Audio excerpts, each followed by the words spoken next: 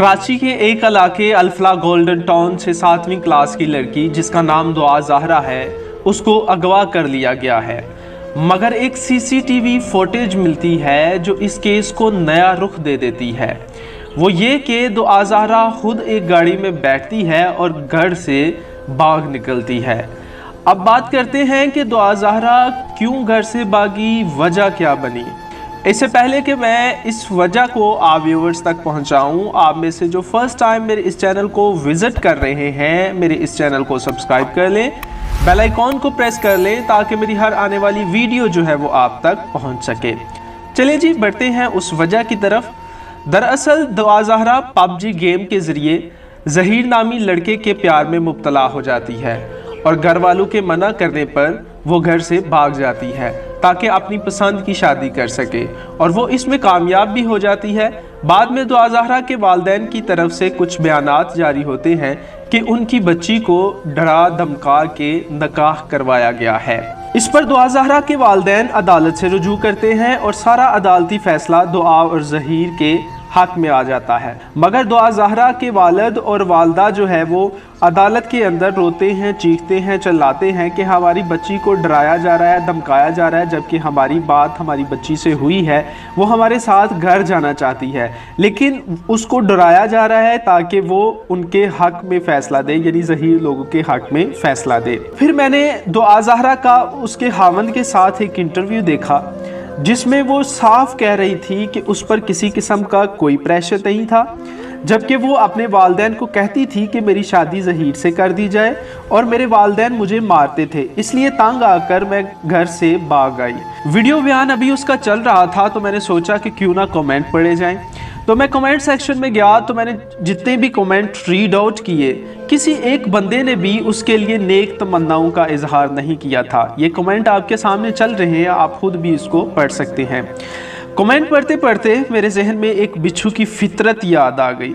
बिच्छू बच्चे पैदा करने के बाद उनको अपनी कमर पर बिठा देता है और ये बच्चे अपनी माँ की कमर का ही गोश्त नोच नोच कर खाते रहते हैं। माँ ताकत रखने के बावजूद कुछ नहीं कहती, शिकवा नहीं करती, चुपचाप तकलीफ सहती रहती है और ये बच्चे उसका गोश्त खाते रहते हैं। माँ चलने के काबिल नहीं रहती लेकिन बच्चे खुद चलने के काबिल हो जाते हैं। तब तक उनकी माँ भी मर जाती है और ये बच्चे अपनी ज़िंदगी में मगन हो जाते हैं। आज हम में से भी बहुत से लोग बिल्कुल उस बिच्छू की तरह बन चुके हैं। वालिदैन बच्चों को पैदा होने से लेकर उनकी तलीम तरबियत, शादी और छत देने के लिए धूप बारिश की परवाह किए बगैर दिन रात मेहनत करते हैं, मगर अफसोस जब बच्चे बड़े होते हैं और किसी और की मोहब्बत में गिरफ्तार हो जाते हैं और वालिदैन पर उनको तरजीह दे देते हैं, तो क्या वो ये समझते हैं कि क्या वालिदैन का दिल दुखाकर सुकून की ज़िंदगी गुजारेंगे? हरगिज़ नहीं। वालिदैन तो माफ़ कर देंगे, मगर जो ऊपर है मेरा रब वो नाइंसाफ़ी नहीं करता। जिसने वालिदैन का दर्जा दिया है, माँ के कदमों तले जन्नत रखी है, क्या वो माफ़ कर देगा? ज़रा ठंडे दिमाग से वो लोग सोचें जो वालिदैन को नाराज़ करके इस तरह भाग के शादी करते हैं। क्या वो कभी चाहेंगे कि उनकी औलाद भी ऐसे ही उन्हें नाराज़ करके शादी करे? तो शायद नहीं ही जवाब होगा उनका। अल्लाह पाक कुरान पाक में इरशाद फरमाता है कि अपने वालिदैन के सामने ऊंचा ना बोलो और उनके सामने उफ तक ना कहो। फिर फरमाते हैं कि वालिदैन के चेहरे की तरफ मुस्कुरा कर देखना मकबूल हज का सवाब है। तो यहाँ तक तो ये तो वालिदैन की अहमियत है, लेकिन कुछ फ़राइज़ वालिदैन के ऊपर भी लागू होते हैं। वो ये कि इस्लामी तरीका यही है कि बच्चे से पूछकर या बच्चे से पूछकर उसकी शादी की जाए।